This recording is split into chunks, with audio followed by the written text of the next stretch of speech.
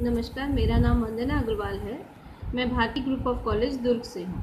Link list के types के first video में हमने देखा था कि हमारा सिंगल लिंक लिस्ट किस तरीके से वर्क करता है। अब हम लेते हैं कि हमारा डबली लिंक लिस्ट जो second type of link list है वह किस तरीके से वर्क करता है। यहाँ पर देखिए डायग्राम से एक्सप्लेन हो रहा है कि यहाँ पर हर नोड जो है वह एक डेटा आइटम की वैल्यू को रखेगा। इसके साथ साथ वह अपने आगे के नोड तथा प्रीवियस नोड दोनों के लिंक को स्टोर करके रखता है। दैट मीन्स यहाँ पर हमको अन्य नोड की अपेक्षा ज़्यादा मेमोरी लोकेशंस की आवश्यकता होगी, क्योंकि हम यहाँ पर हर नोड के साथ में दो एड्रेसेस को स्टोर कर रहे हैं। जो लिंक 2 है वह आपके नेक्स्ट नोड की लोकेशन को समझा रहा है और जो लिंक 1 है वह आपके प्रीवियस नोड के लोकेशन को समझा रहा है। जब हम डबल लिंक लिस्ट बनाते हैं तो हमारे पास ट्रैवर्सिंग प्रोसेस और इजी हो जाता है, क्योंकि हम आपके दोनों तरफ means forward and backward list के मूव कर सकते हैं। हम जब फॉरवर्ड मूव करना चाहते हैं तब हम लिंक 2 को यूज़ करेंगे, और जब हम बैकवर्ड यूज़ होना चाहते हैं या बैकवर्ड ट्रैवर्स करना चाहते हैं तब हम लिंक 1 को यूज़ करेंगे। तो यहाँ पर आपने देखा कि जो हर नोड है वह आपके प्रीवियस एंड नेक्स्ट दोनों वैल्यू को यहाँ पर स्टोर करता है। जैसे कि ये हमने 3 डेटा आइटम्स के लिए यहाँ पर नोड लिए हैं 10, 20 एंड 30। 10 जो है अगर हेड से हम स्टार्टिंग लेते हैं तो फर्स्ट वैल्यू क्या रहेगी यहाँ पर नल। ये लिंक 1 हुआ आपका। सेकेंड लिंक जो रहेगा उसमें आप वैल्यू रखेंगे 20 के एड्रेस की। 20 का जो लिंक 1 पोर्शन है वह रखेगा 10 का एड्रेस, और जो लिंक 2 पोर्शन है वह आपके 30 के एड्रेस को स्टोर करके रखेगा। जब हम 30 पर मूव होते हैं तो 30 का जो लिंक 1 एड्रेस है वह 20 के नोड के एड्रेस को रखेगा, लेकिन जो लिंक 2 है वह नल को रखेगा। इससे हमको समझ में आता है कि आपकी लिस्ट यहाँ पर ख़त्म हो रही है। मतलब डबली लिंक लिस्ट में फर्स्ट नोड के लिंक 1 की वैल्यू नल होती है और लास्ट नोड के लिंक 2 की वैल्यू जो है वो यहाँ पर नल रहती है।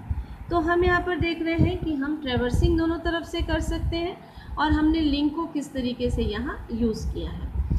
हम यहाँ पर देखते हैं कि आपके डबली लिंक लिस्ट को यूज़ करने के क्या फ़ायदे हैं। जब भी हम डबली लिंक लिस्ट यूज़ करते हैं तब हमारे पास ट्रैवर्सिंग बोथ साइड होती है।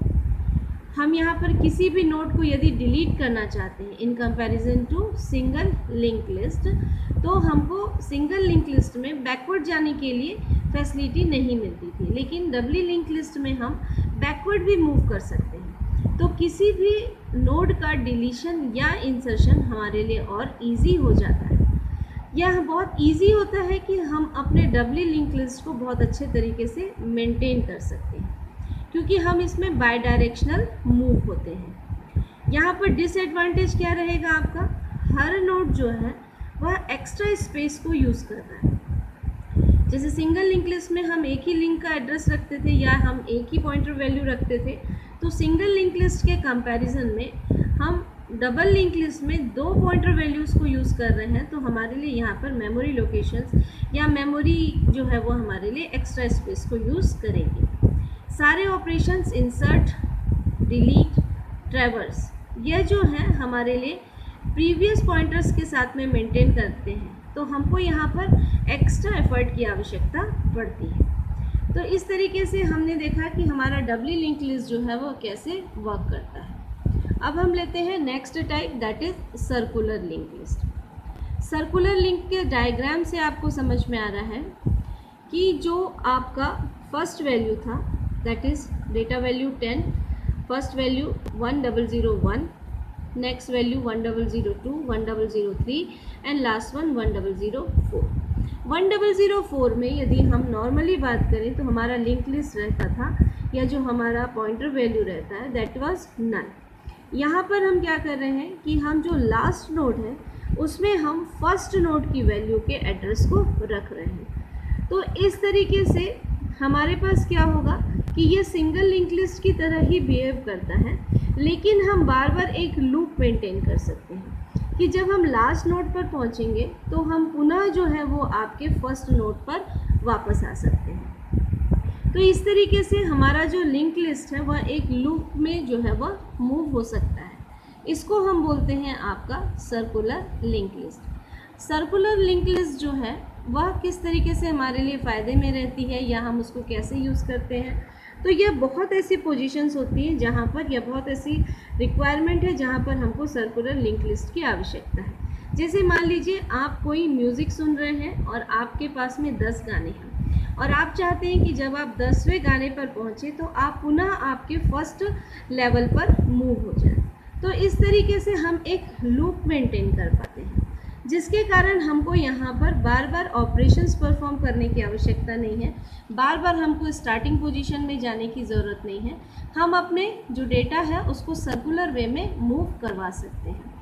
यहाँ पर जितने भी हमको मेमोरी लोकेशंस लगते हैं वह एक डायनेमिक साइज़ के रहते हैं, जिसके कारण हमारा जो लूप है वो ईजीली वर्क करता है। हम यहाँ पर ये कर सकते हैं कि हर नोड के बाद में हम एक फिक्स टाइम स्लॉट ले लें जो सारे एप्लीकेशंस को मूव करवाए। दैट मीन्स यहाँ पर मल्टी प्रोग्रामिंग या मल्टी प्रोसेसिंग की मैं बात कर रही हूँ। तो हमारे पास क्या होगा कि सर्कुलर वे में मूव होने पर हमारे प्रोसेसर्स जो है वह 1 बाय 1 यहाँ पर वर्क कर पाएंगे। तो हमने यहाँ देखा कि हमारा सर्कुलर लिंक लिस्ट किस तरीके से वर्क करता है। अब हम फोर्थ टाइप लेते हैं, that is doubly circular link list. यहाँ पर जो हमारा डबली लिंक लिस्ट था सेम कंसेप्ट ही यूज़ होगा, लेकिन हम यहाँ पर सर्कुलर जो है वह यूज़ कर रहे हैं।